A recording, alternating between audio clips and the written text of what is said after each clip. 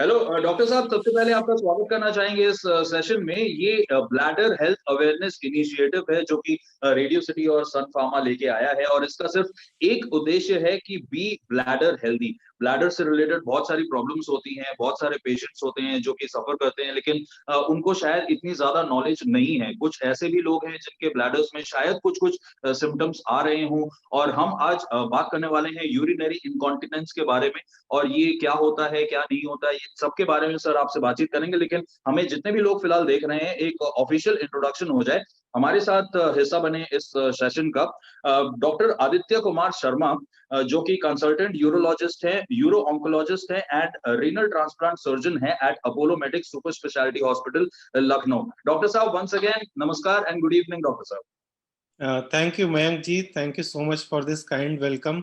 और ये मेरा सौभाग्य है कि मैं आपके लिसनर्स से आपके थ्रू बात कर पा रहा हूँ, and it's a truly pleasure. Thanks lot doctor साहब। डॉक्टर साहब, सबसे पहले ये जानना चाहेंगे कि ये यूरिनरी इनकॉन्टिनेंस ये क्या होता है और इसकी कारण क्या होता है? What is the reason behind this?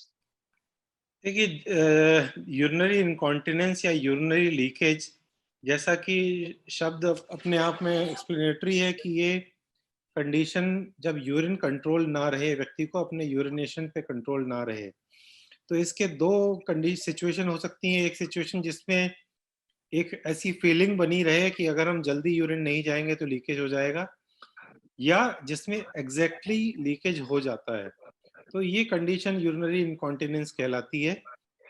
अच्छा, इसके हम जैसे कारणों पे आए। देखिए, कारण कई, it depends on the type of incontinence.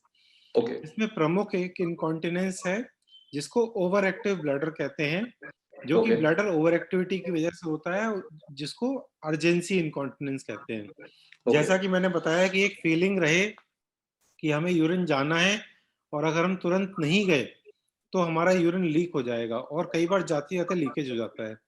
This is okay. Because of bladder over activity. Okay. There is another kind of incontinence जिसको कहते हैं हम ओवरफ्लो इनकॉन्टिनेंस, जिसमें अगर पेशेंट रिटेंशन में है, जी। यूरिन होल्ड हो चुका है और यूरिन क्लियर नहीं हो पा रहा है, जी। लेकिन एक लिमिट के बाद ब्लैडर वॉल्यूम इतना ओवरफ्लो होने लगता है कि वो ओवरफ्लो इनकॉन्टिनेंस है। एक और थर्ड वैरायटी होती है जिसको कहते हैं हम स्ट्रेस यूरिनरी इनकॉन्टिनेंस, जो कि पेल्विक फ्लोर की मांसपेशियां जो हमें यूरिन का कंट्रोल देती हैं, जी। अगर वो मांसपेशियों में शक्ति कम हो जाती है तो वो स्ट्रेस इनकॉन्टिनेंस होता है। और जब ये ओके। सारे इनकॉन्टिनेंस किसी केसेस में डिफरेंट टाइप ऑफ इनकॉन्टिनेंस साथ में होते हैं, जी। That is finally called as mixed urinary incontinence. थोड़ा ज्यादा एकेडमिक हो गया, but I think just to begin the alright. नहीं, इंट्रोडक्शन। लेकिन डॉक्टर साहब, आपने इतने सिंपल तरीके से समझाया है कि मैं एक मेडिकल स्टूडेंट नहीं हूँ, मैं एक डॉक्टर नहीं हूँ, लेकिन फिर भी मेरे को जो रीजंस हैं वो समझ में आ गए, जो टाइप्स हैं, कितने टाइप्स होते हैं, ये भी मेरे को समझ में आ गया है। क्या ये यूरिनरी इनकॉन्टिनेंस बहुत कॉमन होता है, और क्या महिलाओं में या मर्दों में ज्यादा पाया जाता है? क्या जेंडर बायस भी होता है ये? आपको जान के सरप्राइज होगा कि यंग एज में जो ओवर एक्टिव ब्लैडर के सिम्टम्स हैं वो महिलाओं में ज़्यादा कॉमन है, और ऑलमोस्ट 30 to 50% यानी 30 से 50% तक महिलाएं अपनी डे टू डे लाइफ में अर्जेंसी या अर्जेंसी इनकॉन्टिनेंस जैसे सिम्टम्स फेस करती हैं। ओके। इसके अलावा जो पोस्ट प्रेगनेंसी, अगर नॉर्मल डिलीवरी हुई है उसके बाद कई बार पेल्विक फ्लोर की मसल्स में वीकनेस आ जाती है, जिसकी ओके। वजह से स्ट्रेस इनकॉन्टिनेंस बहुत कॉमनली देखा जाता है। ओके। और पुरुषों में ये कंडीशन जनरली 50 वर्ष की एज के बाद ज्यादा देखी जाती है, जो कि प्रोस्टेट के एनलार्जमेंट या उससे रिलेटेड होती है। Okay. Okay. Sir, lifestyle conditions भी क्या डिपेंड करती हैं? क्या लाइफस्टाइल कंडीशन पे भी निर्भर करता है कि हमें ये प्रॉब्लम हो सकती है आगे जाके या नहीं हो सकती है? हाँ, आपने बहुत ही अच्छा प्रश्न उठाया मयंक जी। जी। देखिए, लाइफस्टाइल बहुत ज़्यादा इम्पोर्टेंट रोल प्ले करता है कि हमारे इंटरनल ऑर्गन्स कैसे काम करेंगे। हुँ। और इनफैक्ट अपार्ट फ्रॉम लाइफस्टाइल, हमारी जी। Personality is also reflected on our bladder behaviour. हुँ। कहने का तात्पर्य ये है, हम क्या खाते हैं, हम क्या पीते हैं, हम कितने बजे जगते हैं, कितना सोते हैं, कितना एक्सरसाइज करते हैं, जी। इसके साथ साथ हमारा स्ट्रेस लेवल कैसा है, हमको प्रॉपर स्लीप मिल रही है कि नहीं मिल रही है, ये हम्म, सारे फैक्टर, पर्सनल कोई स्ट्रेस है, एंजाइटी है, ये सब भी ब्लैडर के प्रॉब्लम्स को बढ़ाते हैं। ओके। डॉक्टर साहब, हम आपसे ये जानना चाहेंगे कि आपने कितने टाइप्स होते हैं वो बताया, और किस चीज़ से, किस वजह से यूरिनरी इनकॉन्टिनेंस हो सकता है वो आपने हमें बताया। इसके क्या कोई सिम्पटम्स होते हैं? क्या कुछ ऐसा हमारी बॉडी में हो रहा हो जो हम शायद अवॉइड कर दे रहे हों, लेकिन शायद वो यूरिनरी इनकॉन्टिनेंस भी हो सकता है आगे जाके? तो क्या इसके कोई सिम्पटम्स होते हैं स्पेसिफिक? देखिए, सिम्पटम्स डेफिनेटली ये जो यूरिन की एक अर्ज बने रहना, कॉन्स्टेंटली यूरिन वाली जगह पे या पेरिनियम में एक सेंसेशन बने रहना कि हाँ यूरिन करके आए हैं तो भी सेटिस्फेक्शन नहीं हो रहा है। इसके अलावा लास्ट में इनकॉन्टिनेंस तो अपने आप में ही सिम्टम है। जी, urinary incontinence is a symptom, it's not a disease. Okay, disease background में कुछ हो सकती है जिसका ही सिम्टम है। तो यूरिन का ओके। अगर कंट्रोल छूट रहा है तो हुँ, ऑफ हुँ। कोर्स ये अपने आप में चिंताजनक सिम्टम है। ओके। डॉक्टर साहब, क्या कुछ और डिज़ीज़ भी इसको कॉज़ कर सकता है या इसको एम्प्लीफाई कर सकता है? जैसे कि कोई किसी को अगर डायबिटीज़ है या हाइपरटेंशन है या कुछ है, तो क्या इसकी कंडीशन इससे और ज़्यादा एम्प्लीफाई हो सकती है? हाँ, देखिए डायबिटीज, हाइपरटेंशन अपने आप में अगेन लाइफस्टाइल डिजीजेज हैं। हुँ, हम हुँ। Normally nobody except type 1 diabetes, nobody is born with diabetes और ब्लड प्रेशर। जी। हम लाइफस्टाइल कैसे जीते हैं, हम लाइफ में इनको एक्वायर करते हैं। तो हुँ, सेम हुँ। फैक्टर्स जैसे स्मोकिंग हो गया, जी, एक्सेसिव अल्कोहल कंजम्पशन हो गया, टोबैको कंजम्पशन हो गया, जी। ये सारे फैक्टर्स ब्लैडर के लिए इरिटेंट का काम करते हैं और उसके सिम्टम्स को बढ़ाते हैं। डायबिटीज अगर लंबे समय से है तो वो ब्लैडर की नसों को खराब कर देती है, नर्व्स को खराब कर देती है, जिसकी ओके, वजह से ओवर एक्टिविटी या अंडर एक्टिविटी दोनों ही हो सकते हैं। Alright. Okay. A, so sorry about that, ये बस लाइट गई थी डॉक्टर साहब। तो डॉक्टर साहब, इसके इसके ट्रीटमेंट के बारे में कुछ बताइएगा, और क्या कुछ प्रोटोकॉल्स हैं जो इसको फॉलो करने से और ज़्यादा बेहतर होता है इसका ट्रीटमेंट? क्या फॉलो किया जाता है इसके ट्रीटमेंट में?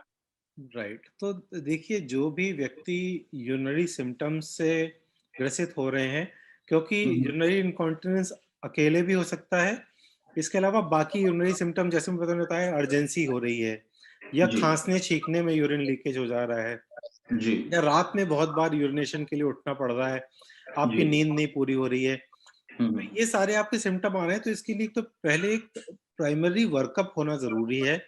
ओके। और वर्कअप से हमें एक तो सिचुएशन कॉम्प्लिकेट होने से पहले हम उसको टैकल कर सकते हैं। हुँ, तो हुँ। इसके लिए आप अपने यूरोलॉजिस्ट से मिलें और हुँ। उनको अपने सिम्पटम्स खुल के शेयर करें, क्योंकि ओके, यूरिन और यूरिनरी लीकेज, आपको जैसे मैंने बताया कि 30 से 50% तक लोग इससे ग्रसित हैं और ये day to day lifestyle issue है। कैन यू जी। इमेजिन कि हमारे घर में हमारे फैमिली मेंबर्स, कई बार आप सोचते होंगे कि हम उनको जब भी बाहर जाने के लिए कहते हैं वो मना कर देते हैं, सोशल बिल्कुल, गैदरिंग में नहीं जाते हैं, क्योंकि वो हर बार कहीं भी जाने से पहले ये सोचते हैं कि हमें वॉशरूम कहाँ मिलेगा, कि जब बिल्कुल, हमें बिल्कुल। स्थिति आएगी। तो ये एक बहुत ही बड़ा सोशल इशू है। तो इसका पहली बात तो इलाज शुरू होता है इसको डिस्कस करने से। फैमिली में डिस्कस करें, अपने फिजिशियन से डिस्कस करें और अपने यूरोलॉजिस्ट के पास फाइनली जो फाइनली आपका ट्रीटमेंट करेंगे उनसे खुल के इन पे बात करें कि ये मेरे सिम्टम्स हैं, क्योंकि सोशल स्टिग्मा की वजह से ज़्यादातर लोग इस पे बात नहीं करते। दूसरी बात है, जो वर्कअप होता है बहुत ही सिंपल वर्कअप है, कोई जी, बहुत इन्वेजिव टेस्टिंग नहीं होती है, कोई बहुत एक्सटेंसिव या महंगे टेस्ट नहीं होते हैं। बेसिक से टेस्ट के बाद इसकी डायग्नोसिस की, सिंपल अल्ट्रासाउंड, एक यूरिन फ्लो की जांच, बेसिक टेस्टिंग के बाद इसकी डायग्नोसिस हो जाती है। और आज ओके, के टाइम में एनफ नंबर ऑफ मेडिकेशंस उपलब्ध हैं जी, जिनका सही डोजिंग और सही कॉम्बिनेशन अगर यूज किया जाता है तो जी, 90% लोग केवल अपने लाइफस्टाइल को मॉडिफाई करके और इन मेडिकेशंस के थ्रू क्योर हो जाते हैं। 5 से 10% लोग होते हैं जिनमें एक्सटेंसिव अगर लेक्सिटी है, पेल्विक फ्लोर की, स्ट्रेस इनकॉन्टिनेंस है, तो जी, उसमें यूरिनरी पैसेज की स्लिंग सर्जरी होती है, टेप प्रोसीजर्स होते हैं, वो करने होते हैं। इसके ओके, अलावा जो ओवर एक्टिव ब्लैडर होते हैं उनमें ब्लैडर में बोटॉक्स की थेरेपी होती है, जिससे ओके, ब्लैडर की ये ओवर एक्टिविटी को कम कर दिया जाता है और वो हुँ। काफी हद तक यूरिन के लीकेज को कंट्रोल करने में कारगर है।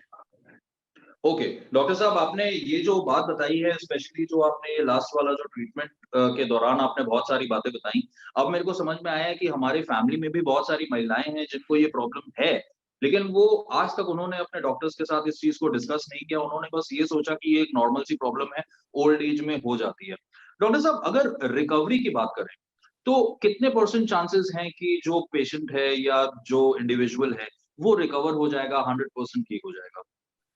Recovery I think with treatment less than 1% या 2% पेशेंट होंगे जो सही इलाज के बावजूद भी ठीक ना हो पाए। हमारे ओके। यहाँ ज्यादा हर्डल इलाज को सीख करने में, seeking the right care, hmm, hmm. Going to the right doctor, वो बड़ा एक चैलेंज है rather than availability of treatment. 2020 में मैं दावे से कह सकता हूँ कि 95 से 98% लोग कंप्लीटली क्योर हो जाते हैं। बस क्या उन्हें बात है! सही राय और सही समय पर उसकी तामील करने की जरूरत है।